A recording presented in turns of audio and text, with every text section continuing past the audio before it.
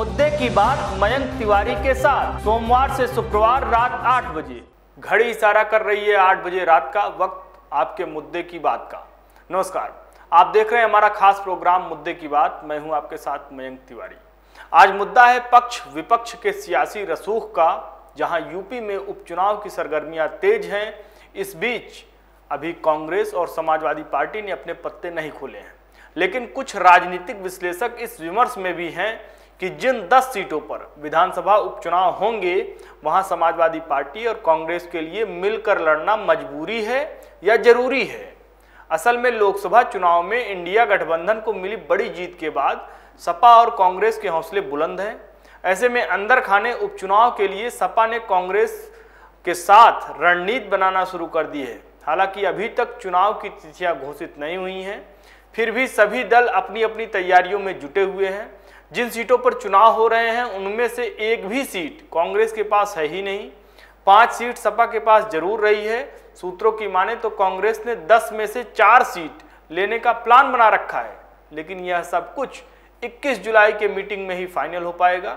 यह भी सही है कि लोकसभा चुनाव में मिली सफलता के बाद दोनों दल एकजुटता का प्रदर्शन करते नजर आ रहे हैं, लेकिन लोकसभा में 6 सीट जीतने के बाद कांग्रेस को भी संजीवनी मिल गई है। इसकी वजह यह भी है कि यूपी में सपा के बराबर की राजनीति करती नजर आएगी।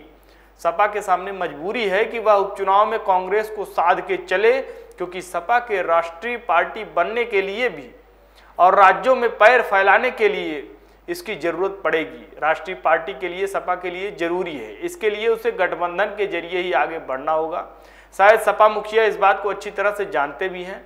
यही वजह है कि अखिलेश उपचुनाव में कांग्रेस को सीट देने में पीछे नहीं हटेंगे। हरियाणा और महाराष्ट्र में चुनाव में सपा भी इंडिया गठबंधन के जरिए इन दोनों राज्यों में चुनाव लड़ने के सपने देख रही है। इसलिए फिलहाल अभी दोनों को एक दूसरे की जरूरत है। दोनों दलों के बीच सीटों का बंटवारा जल्द होने की उम्मीद है, जिससे दोनों ही दल अपने हिस्से पर आई सीटों पर गतिविधियां बढ़ा सकेंगे। कांग्रेस के उत्तर प्रदेश के प्रभारी अविनाश पांडे कहते हैं कि यूपी में 10 सीटों पर होने वाले विधानसभा उपचुनाव में कांग्रेस निश्चित तौर पर चुनाव लड़ेगी। 21 जुलाई को जिन क्षेत्रों पर चुनाव होना है वहां के लोगों के साथ बैठक करके फीडबैक लेंगे।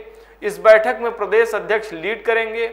अभी चुनाव का नोटिफिकेशन भी नहीं आया है, लेकिन फिर भी पार्टी अपनी तैयारी कर रही है। जिन क्षेत्रों में चुनाव होने हैं वहां के जिलाध्यक्ष और वरिष्ठ नेताओं के साथ मंथन किया जाएगा। जहां जहां बेहतर संभावना होगी उस पर फैसला लिया जाएगा।